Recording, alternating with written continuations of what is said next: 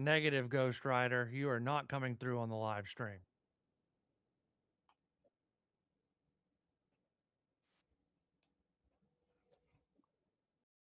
I'm oh well, hold on. Oh nope, yeah, you're not coming through. I had to make sure. Well, while Bo's trying to get things fixed.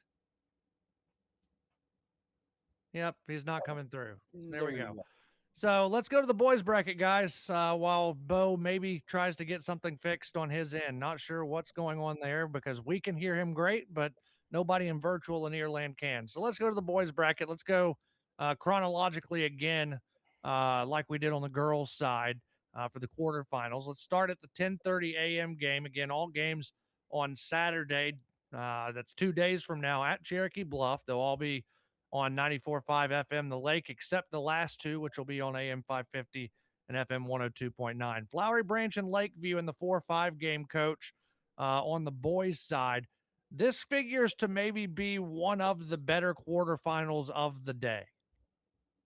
Yeah, I think you're right. I think it could be a really good game. I've tried to get out and see everybody. I've not been able to see Lakeview. Um, I did get to see Flowery Branch. This past week they were 9-2. Got beat at East Forsyth when I went out to watch. Lakeview, I think, is 5-2. I believe is their um, current record. But Lakeview, Benji does a really good job. He gets a lot out of the kids, and has at every place he's been. The one thing I'll say about Lakeview, they graduated a whole slew of talent. Mm-hmm. They graduated really good guard play. They graduated a couple of what I call really the more athletic big kids in the area, in the Ware kid, and so forth. So I just feel like it's going to be very difficult to replace all those pieces. I think you want to be peaking at the right time, which is when you go to the playoffs at the end. I think Jeff referred to that about the Lady Bears peaking at the right time last year and improving throughout the season. I think that's what Benji will probably have Lakeview do. Flowery Branch has already kind of hit their stride. They're playing well, led by, I really liked number 11, Remington Akins. If I'm saying that, he played really well the other night. A pretty good sized kid, probably about 6'4" or so, can take you off the dribble, can shoot outside. They did not have a good shooting night overall against East Forsyth, who has a really good team as well. I think they're 8-3. When I got to see the Branch play, kind of dug a hole they could not dig out of. It was just one of those nights. I tend to think they typically will shoot the ball better, led by the Akins kid. So I'm going to go out. I think it will be a great game. I think the Branch wins that opener at 10:30 and advances. Coach, I think I'm going to agree with you. 9-3. I think they've already matched their win total from last year, I believe, or they're right at it. Yes. I like their roster. They've got a lot of experience. Lakeview, like I said, they have the Birch brothers, but right now, they're still trying to figure some things out. They are 5-2. They played a pretty good schedule, but I kind of feel like you do, Coach. I feel like Branch. I think they feel like they coming into this tournament with a chance, and I think they're going to play pretty well. And I think they can. I think they're going to knock off Lakeview. So give me the Branch, I guess, in an upset. So well, here, I'll say this, Walker, before you yeah, jump go in for it. with that. If you look at the two schedules, I do think that the Branch is battle tested. They've already played North Oconee in a really good game. They played Jefferson, East Forsyth. Now they lost in some of those games, but I've always felt like you got to go through a little adversity to grow. And that's why I kind of went with the Branch on that. Their 3 losses, Walker. They're all on the road. So they played very well. They do have a couple of road wins as well, but their road losses are to really good teams, and they were competitive in all but the East Forsyth game. That's the only game that got out of hand for them. Didn't see the game, just looked at the box score. So, Walker, I'm interested to see your take on this. Well, and I mean, Coach said it best. When you're not shooting the ball well, especially on the road, it's going to be hard for you to beat good teams. And East Forsyth is a really good team in 8-4-8. I think East Forsyth may be, toward the top of the pack in 8-4-8. I'm going to be really interested to see when they take on North Oconee a little bit later on this year. But very competitive against North Oconee. Beat Appalachia by 2, which is a really a bigger school compared. Right. Beat Jackson County by County. 14 at home. Beat Paulding County. I think this Flowery Branch team, like you used the word best right out of my mouth, Coach, battle tested. Not to say that Lakeview isn't, but Flowery Branch has had more opportunities to play at this point, and for that reason, I think I take a team that has more experience playing together on the floor in tight games because they've played a lot of nip and tuck games, a lot of 11, 12 point games. Give me Flowery Branch, Bo, to take down the Lakeview Lions. Yeah, I've got Flowery Branch on my winner side of the bracket as well. Watching some of the scores come in, throughout the early part of the season, players like Remy Atkins and Jack Huey and Braden Lee are leading the way for these guys, and they can score. And I think that's one of the big things, and I heard you guys say that just a moment ago, that they can score. I feel like the way they've started the season, I'm going to call it a very hot start on their end. So for that, I'm going with Flowery Branch. And by the way, Caleb also taking Flowery Branch to take down Lakeview. He also again mentions that he's the two-time defending Pick'em champion. So when everybody sees Caleb Hutchins walk into Cherokee on Saturday night to call those last 2 games, go up and give him a nice little pat on the back, tell him congratulations, and we move on to the 1:30 quarterfinal game between Gainesville and North Hall, a Gainesville team that Coach Pittman, a lot of people have said, like a Power 4 basketball team when they take the floor. Yeah, it looks like a bunch of grown men out there. I mean, no doubt about it. But and here's my take on Gainesville. You know, being honest and obviously here in the ref shirt, impartial to everybody, just telling what I saw. The last couple of years, I've kind of wondered, okay, what are they really hanging their hat on? What's their identity? Are they a run and jump team, or is it a half court man? Or are we going to, try to play fast pace? We got shooters, we got a post presence. What do we got? And I'll be honest with you, I went and watched Gainesville boys and girls play Lanier last week, and that was the most complete game I have seen Gainesville play in the last couple of seasons. And I think Lanier has got a pretty good team. Now, they don't have the size to match, but I will say this. On the offensive end, Gainesville definitely knew their identity. It was a lot of inside to out, high low with KJ, I believe, number 3. Let me try to pull up that roster. Let's see here. Wrong brackets or wrong rosters. Here we go, Gainesville. Yeah, so they started Nelson, White, Jackson, Charlie. Sorry, I can't say his last name real well. And then Curtis is the 7-footer. I tell you, number 3, Kevin White. I believe they call him KJ. He might be the best player on the floor at any given time, and he's probably the smallest player on the floor. But he's really talented. And then the other 2 guards, it almost looks like twins. They're both about 6'2". They're, built well. They're very athletic. And then you got Charlie, who's 6'7", 6'8", who can shoot the ball on the outside, who has moves around the basket. The 7-footer, he really is not the scorer. He's just the rim protector, if you will. But I guess at 7 foot, you can protect a lot of things up high. So I felt like they were a very complete team. North Hall, I really have liked them this year. They've beat East Hall twice. They've got some good wins.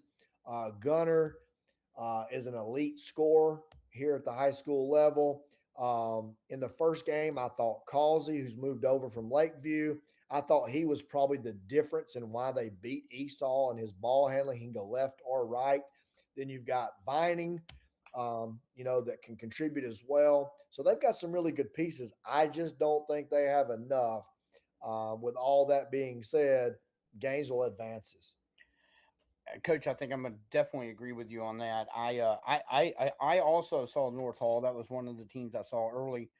They did not have Vinings. They didn't have some of the other football players, but Gunnar Spain, yeah, he might be top 2 or 3 scorers in Hall County already, and I expect him to have a big game. Who's going to come with him?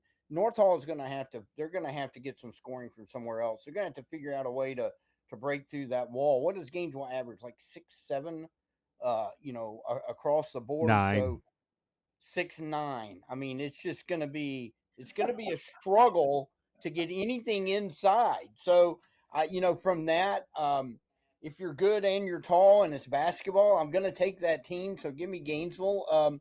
But I Gunnar Spain can score, and Vining's a good player. They have some guys, but I coach, you said it perfectly. They just probably don't have enough.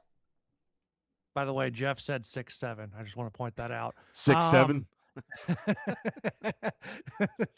I'm off this call. There it I'm is. gone. Bo, I've got like 6 words on this one. You can't teach height, Big Red. That's it? Okay. Enough said. You can't teach height. Let me add to that. You can't teach height with a guard like KJ White. Wait, that kind of rhymed. Give me Gainesville. Are you Dr. saying I Seuss over cannot get taller? I cannot. That's correct, get taller. Jeff. You cannot get taller. That is correct. So I am stuck at this for the rest of my life. Yes. Caleb Hutchins also taking Gainesville to beat North Hall. Is that Caleb Hutchins that won the football pick'em? I just want to make sure we're talking about the same guy. He hasn't said anything in the last 5 minutes. Number 7 West Hall takes on number 2 East Hall. No Jamarcus Harrison, coach. No Brody Langston for Joe Dix as the East Hall Vikings trying to find their first win on the season, but you can't look at the winless team a whole lot given the schedule that Joe Dix put together for his Vikings team. It was a gauntlet to start the first 2 months of the season. Well, Joe does a great job. And, because I have coached good, bad, and indifferent teams throughout my tenure as well before I retired and decided to coach from the microphone, my heart goes out to Joe. You do those schedules, a year in advance. Your region stuff's typically 2 years in advance because you're just kind of flipping home and homes. And so, to your point, so Langston, he's hurt till January is what I understand. Jamarcus has decided to go on and start his college career playing football. And then he also had what I called the glue guy last year in Richardson, who could shoot it and kind of keep you in your offense. So every one of those kids, along with Jones and Khalil, what is Khalil's last name? Goss, thank you. All those guys were returning. So no wonder Joe stepped the schedule up to play Grayson and some of these other teams, Brookwood and some others. So my heart goes out to Joe because that's a tough situation. You can't call those teams in October and say, oh, by the way, my team NIL kicked in and I changed my team. So unfortunately, there's some growing pains because the younger kids, he had a good group come in of 9th graders, but they're not ready for those teams. So with all that being said, with Langston not coming back till January, I did get the opportunity to see West Hall. I've always liked Coach Graham. I think Chuck does a good job. He has great relationships with his kids. They're very senior heavy. I really like the guard, I believe named Troy Smith. He's the leader there. They beat a pretty good Commerce team. They had a couple other kids contribute. One of the guys, let me see if I can pull up the roster. Sorry. Troy Smith. That's the guard that can play, really well. The other kid is number 1. I think in that game Xavier Rice. He hit 5 threes. I believe it's Xavier Rice, right? Number 1. So again, I think Coach Graham has got West Hall playing well. So I guess in a 7-2 matchup, it's probably going to be an upset I'm going to pick, but I'm going to go with the West Hall Spartans led by Troy Smith to handle the pressure and beat East Hall in a very, very tight game. Coach, I think I'm just going to say ditto because I saw East Hall earlier without, we talk about Richardson. I thought Jordan Richardson last year was kind of the missing piece because they were missing that point guard to get them where they needed to go, and that's what Richardson provided. And he could shoot the ball, and he could play some defense, and he's at Lumpkin County now.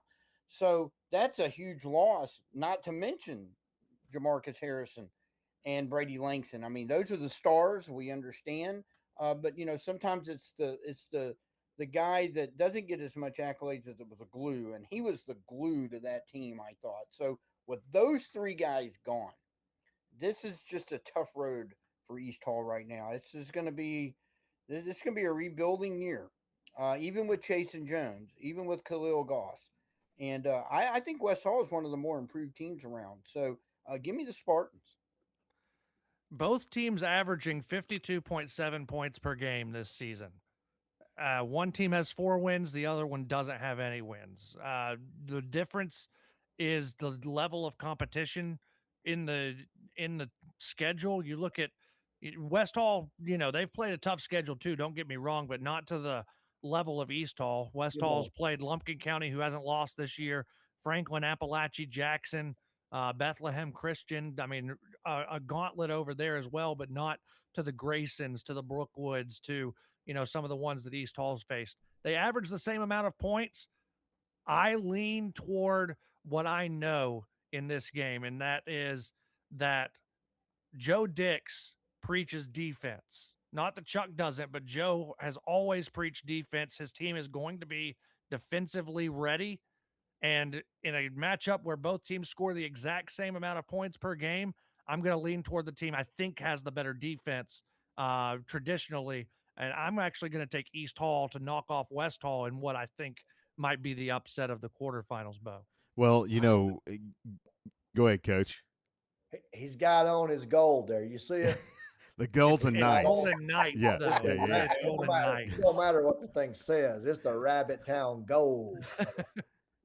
I like what you said earlier about the way Coach Graham's his players love to play for him, the way he's coaching the team. Troy Smith, he's a key player for them. And then you flip side on what Walker just said. They both average the same, and East Hall's schedule strength is much harder than what West Hall has played at this moment. So, I mean, could we say that East Hall is battle tested? And then you go and you look at their record; they're 0-7. I mean, how long has it been since East Hall has started this season 0-7? That's a shocker to anybody when you look down at the teams that they play. But you also look at the players that East Hall does have back. Yes, Bray Langston's gone. Yes, Jamarcus Harrison is going to Kennesaw State to enroll early to play football there. And yes, Jordan Richardson is gone as well. I mean, and I think, Coach, you and I talked about what Coach Dix was going to struggle a little bit with a lot with no point guard, because Jamarcus was going to be that guy coming back. He was going to be the floor general for Coach Dix, and he's not there. So there's some struggle there bringing the ball down. But I like what you said, Walker. I like the defense that East Hall tries to play, the intensity they try to play with on defense. And for that, I'm going with East Hall. Caleb Hutchins is also going with East Hall to take down West Hall in that quarterfinal matchup. So split pretty much right down the middle in that 2-7 matchup here on the Lanierland Pick'em Show. We go to the final quarterfinal. This is the one that'll wrap up day number 1, and it's the defending champs on their home floor. Cherokee Bluff taking on Chestatee, and Coach playing at home, and Cherokee Bluff playing pretty darn good basketball right now. Well, I felt like whenever you watch the Bluff, it's kind of like the Chestatee girls that I bragged on earlier. They play really hard. They get after you defensively. And then the flip of that, on the offensive end, they've always got 2 or 3 kids that can shoot it. This year is no different with Andy Chiarte. The Glover kid can shoot it. He can take you off the dribble. I've always said he's got sneaky bounce. He's very athletic. I just think Bluff too much at their home court. They've won it, back-to-back, right? And so I think I picked both of those, actually. So there you go, Caleb. We'll fight football and basketball there. So Anyway, but I think the Bluff is on a mission to try to get that. I think you get to keep the gold ball, right? If you win it 3 in a row or something like I that. believe Maybe so. it's 4. So they're on a mission to repeat. So they're going to be too much over Chestatee. I'm looking at the Cherokee Bluff schedule, and we talk about how difficult East Hall's schedule has been. They played Valdosta, beat them. They played Lambert, beat them. That's a pretty good basketball school. They beat West Forsyth on the road. Their only loss was to Grayson on the road. And the other night, they beat a pretty good Lovett team. I tell you, I really, when they were coming into this tournament last year, we did pick them, but we didn't know if they were playing quite as good. I think they're playing really well early in the season. I think I'm going to say it. It's their tournament to lose, except for Gainesville. I think Gainesville's the only team. Give me the Bluff in this. Pretty big. Yeah, I mean, what Josh Travis has there at Cherokee Bluff is really, really good, and he's got them playing really, really well. Credit to Chestatee for winning the play-in game over Johnson on Saturday, but you run into a Cherokee Bluff team that's just got way too many weapons. You mentioned Cooper Dean. You mentioned Andy Chiarte or Cooper Glover and Andy Chiarte, but Cooper Dean on the inside, going to be a force to be reckoned with just from his size. He's going to be able to take advantage of some big matchups against Chestatee. So give me Cherokee Bluff. I just think they've got too many weapons for Chestatee to be able to keep up with. Yeah, there's no doubt about that. Cherokee Bluff has got weapons all over the place. I mean, you thought, guys, when graduation hit them last year with Boston and Tyler gone off the team, that perhaps it was going to be somewhat of a letdown. But they get an infusion with some players moving in. Luke Nordholtz from Gainesville moves in. He adds to their rotation. Then I mean Cooper Glover. He's been waiting for this team to be his, and this team is his now. So you said Andy Chiarte. They've got who else on this roster? You got Cole Brooks that's going to help out. Jordan Hayes, who's going to help out. C.J. Payne, also another one that moved in from Gainesville. He's going to help out. So this roster is deep. Don't let Coach Travis tell you otherwise, and he probably won't. But this roster is deep, and for that and the struggles that Chestatee is having at this moment, Cherokee Bluff big in this game. So we all picked Cherokee Bluff, and I believe we all picked Flowery Branch. Is that correct, Coach? I know you're keeping up with it. Yes. I think that is correct. Yeah, so let's start with that semifinal matchup that'll be on Monday at 7:30 p.m. on FM 102.9 and AM 550. It'll be the Bears taking on the Falcons, Coach, in that semifinal in a nice little rivalry game there. You know, I was thinking about that, the rivalry. I'm not sure they have played prior. Have they? I'm not sure. I'm not even sure they I played at thought they Lanierland. Well, there matched for a up. few years they said we won't play each other just because of the location and the, you know, splitting the schools and all that. So I know they did not play, and I don't think they have scheduled each other. So I don't think they've played in. Have they played in Lanierland prior? I don't know the answer to that. I'm going to go out on a limb and say they have not played. So yeah, you probably should get there early if you want to see that game because it is a rivalry. If they have not played, maybe somebody can. Yeah, I'm looking right now. Let us know. But I think that'll be a really big deal, and I think it'll be a definite intense battle. I think even though the branch has started out strong and have played a tough schedule, and they're showing definite signs that they've improved from last year to this year. Like I said earlier, I like the Akins kid, the little lefty guard. They've got they when I watched them play, they can go probably 8 or 9 deep with the branch. The Bluff, as Bo mentioned after graduation last year, with the Norholtz kid, who I think has been a little bit banged up, but I think he's going to be ready to play for Lanierland. He's added another really good, solid player to the lineup, and was starting early in the season for the Bluff. So I think we're going to top to bottom. I think it's going to be one of the better games of the tournament, but I think the Bluff pulls this one out in a tight one. Yeah, Jeff, before you go, it will be According to Max Preps, that goes back to the 18-19 season, which I believe is pretty close to when Cherokee Bluff opened. It would be the first matchup between Cherokee Bluff and Flowery Branch on the boys basketball side, Jeff. They'll That be that's they'll be hanging from the rafters at West Hall.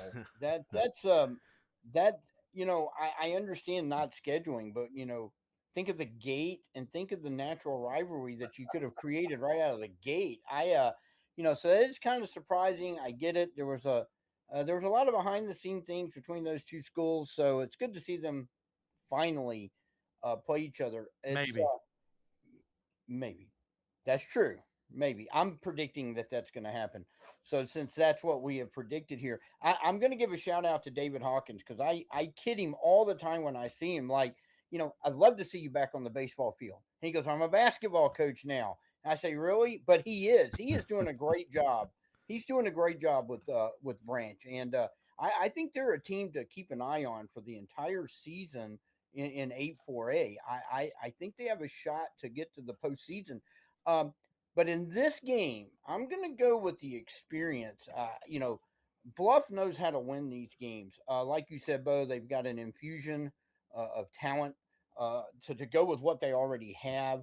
I think they're probably also going to play with a little chip on their shoulder to prove that they can win this without Boston Kirsch, without Tyler Underwood, who were the driving forces the last couple of years for that group. So, with that being said, give me Bluff, but I think Branch keeps it close into the fourth quarter. Yeah, I think that both teams are very battle tested. Both teams have played schedules that have been tough, and both have won games against teams that maybe in Cherokee Bluff side haven't really scheduled those teams before, and Flowery Branch's side beating teams they haven't beat over the past couple of years. But to the point that you just made, Jeff, I think there's a chip on the shoulder of Cherokee Bluff trying to win it and prove they can win it without those two that kind of drove the energy on the floor and were the sparks on the floor. And they have some experience as well. I'm not sure if Flowery Branch has anybody inside that can really match up with Cooper Dean. And so for that, I think that Cherokee Bluff wins a very close game.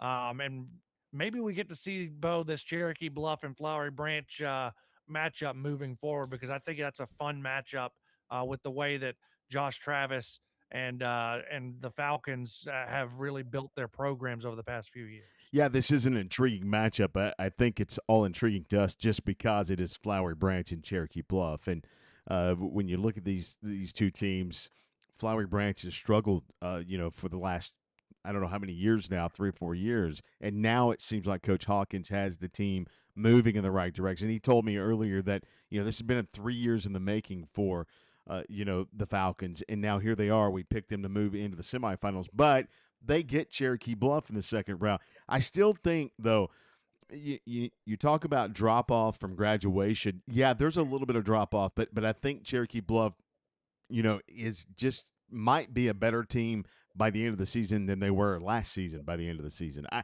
just have that feeling of the way that they're going to improve.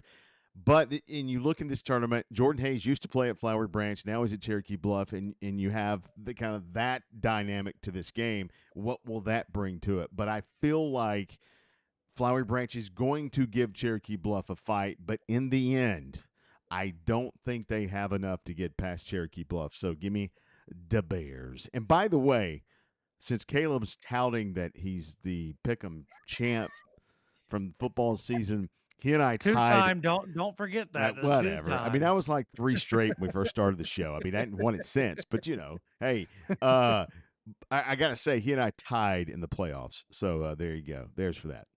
There you go. Congratulations for you on that, Bo. By the way, Bo, you and I had Gainesville and East Hall in the first boys semifinal of the day at 4:30 on Monday. Caleb also has Gainesville and East Hall in that semifinal. But, Coach, we'll start with you. You and Jeff both have Gainesville taking on Chuck Graham's West Hall team in that quarterfinal matchup, and that would be in the Silver Dome. In the Silver Dome. I haven't heard that in a long time. Welcome. It's square, though, right? It's still called the Silver. They call it the Silver Dome. It's what they call it, right? Yeah, it's the Silver Dome. But why do you go against a good thing, man? Silver Dome. Just come on. Just go with it. How our squared cornbread is round. Come on. Only in a muffin pan. So anyway, um, like I say, I think West Hall, East Hall, that game is going to be really good. I felt like Troy Smith is the difference maker there for West Hall. Against Gainesville, though, Just say you it. know, Lord have mercy. I'm trying to get a technical foul from you. West Hall's probably going to hope they get some technicals against Gainesville so that some of those kids have to sit. I think West Hall, the effort will be there. Chuck will coach hard.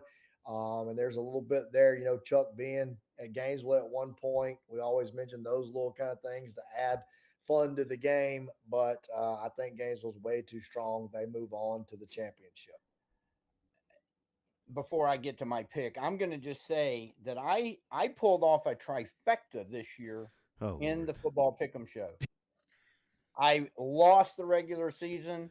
I lost the postseason. I was dead last in both, and I was dead last in the dark horse dog. So I just want to say that I pulled off something that's very, very rare. Nobody's done that yet in the football pick'em. Bo, I'll bring a case of cupcakes so we can celebrate Jeff's dead last basement. I will take. Yes, it's a good thing you write well. So hopefully that my picks won't end up in the basement on this too, because it's not been a good year for me picking games.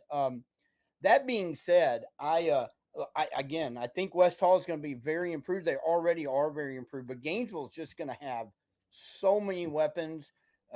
At 6'9", West Hall's not going to be able to match up with that. I think Gainesville probably should win this fairly comfortably. So give me Big Red.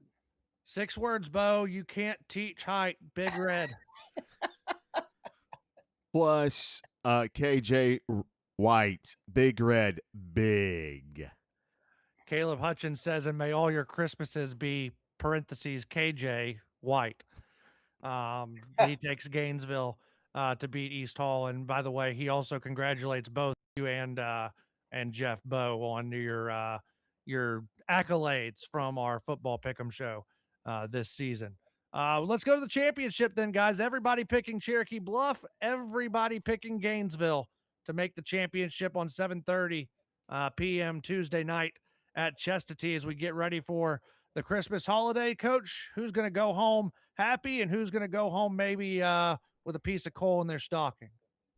Well, I went back and forth on this one several times over the last few days as we were getting ready for the show. This is going to be a tough one. No bragging here, Jeff or Caleb or whoever, but I think on the boys' side, I'm good on the last 3 championship games and winners, I believe. The girls, I haven't been quite as fortunate, but on the boys' side. So this is a tough one. Like the Bluff, as we've all talked about, and Bo talked about with Kirsch and those guys graduating, we thought there might be a little drop off. I'm not sure there has been because other people have stepped in and filled their roles and done a great job. I think by end of season, they're probably going to be playing and going to be deeper than they were last year, getting contributions from more people. Gainesville, as I said early on in the broadcast, most complete I've seen them defensively. Definitely the length, the athleticism. They mixed up their defenses against Lanier. They could play the half court zone and extend. It gave their length, gave Lanier, a hard time even getting good looks at the basket. And then obviously when you drive to the basket, you're met 7 foot, 6'9", whatnot in the paint. Huge. So this one I've been torn. But I really like KJ White. I really like him. I think he might be pound for pound the best player in this tournament on the boys' side. I think he understands his role. He scores when he needs to score. If you don't stop him in transition, it's a bucket. He gets his teammates involved. I really like his game. The other night when I watched them, they play a lot of complementary basketball inside to out with the high-low, which that's kind of old school for me. I love that kind of ball. The Bluff, They're going to get after you defensively. They play some of the best man-to-man defense I've seen in the area. They've got really good pieces. They shoot the three ball real well. So, wow, after saying all that, what am I going to do? I tell you, I'm going to say we could be in for a long night. It could go OT in this one. Ooh. I'm going to go Gainesville by 5 or less. Wow. You're putting a number on it. Not only did he call himself out for winning Attaboy. the boys' picks the last 2 or 3, now he's Wait, do we have? Hey Jeff, do we have to pick this game? All the wins, it's 3 in a row for them. So they've. I know, but now you're up in your game, coach. You know, you're up in your game. You're calling the point spread. Calling a shot. I give kudos go to big or go home. Go big or go home. I don't know. I don't know if I'm that bold. Look, I will say this, that I said earlier that I felt that it was Cherokee Bluff's tournament to lose because of the 2-time defending champ. They got a lot of pieces.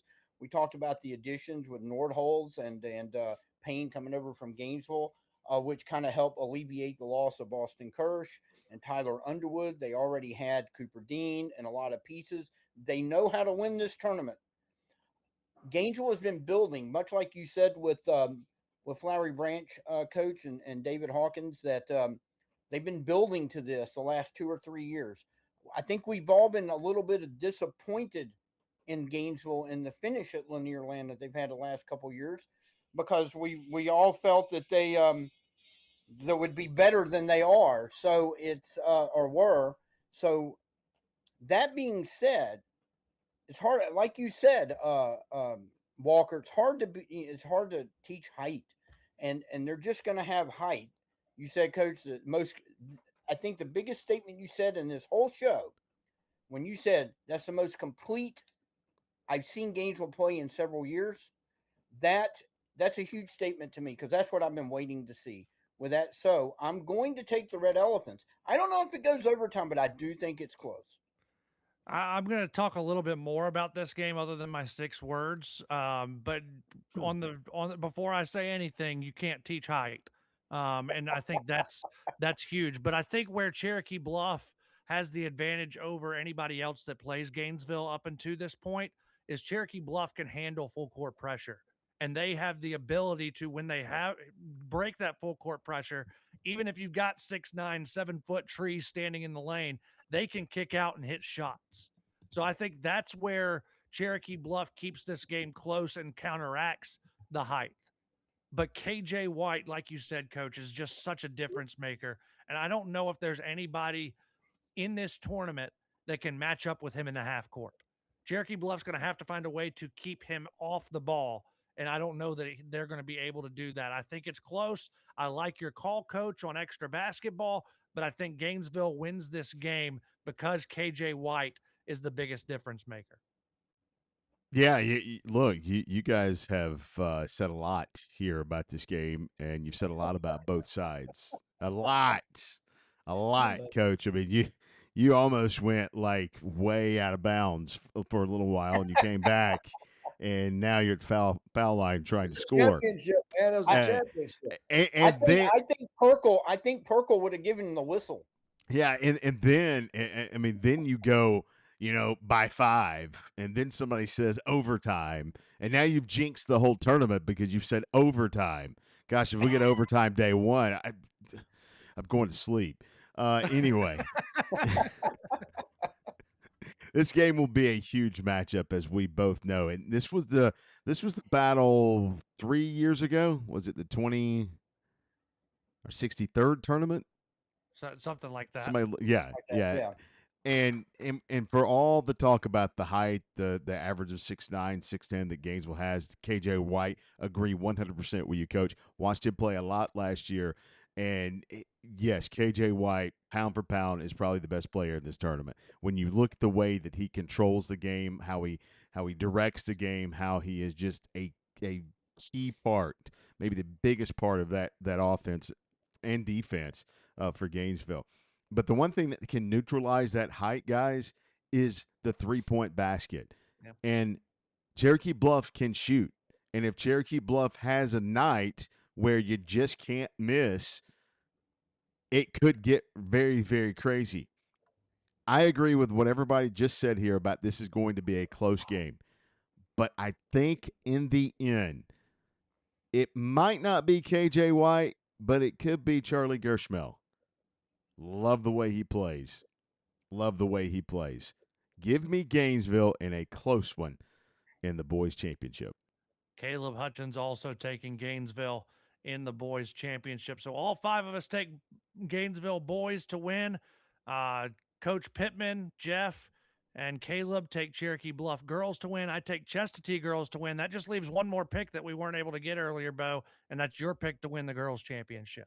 That's right. My pick to win the girls' championship. But, I didn't go through the bracket and who I thought was going to play each other, but I feel like it's going to be Bluff and Chestatee. Love the way Coach Sutton coaches. Love the way that Cherokee Bluff and Cassie and those guys play and coach over there as well. I think it's going to be just another fantastic showdown between those two. I believe, though, that Cherokee Bluff has a lot of horses in their stable. Is Bristol Kirsch going to be there, in that championship game? If she is, it's going to be tough for Chestatee to do it. But I have a feeling, just an itching feeling here, guys, in the girls' championship game, that the War Eagles are going to back-to-back and win their second straight championship. So Chestatee, Bo's pick for the girls' championship in this 66th edition of the Lanierland basketball tournament presented by Jackson EMC. It's sure to be a fun one, guys. Can't wait to see you all at Cherokee Bluff on Saturday. Oh, it's going to be great. Love it. It's high school basketball, and now we're diving headfirst into it.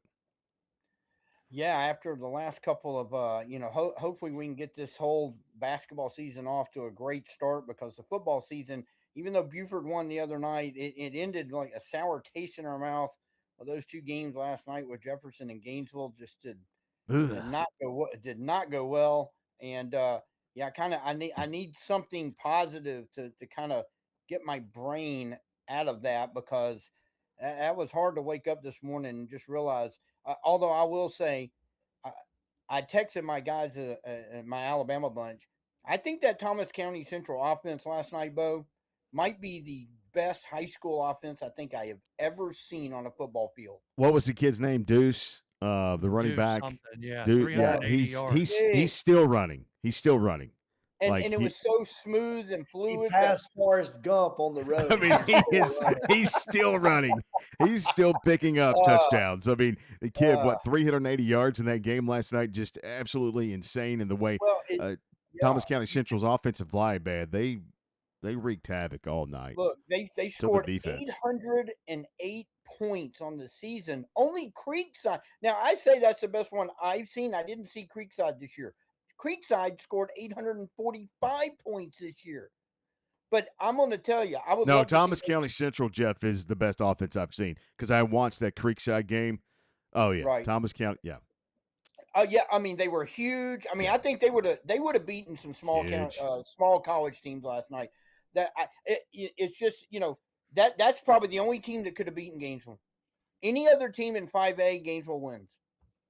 That's the only team I think that could have matched up with them.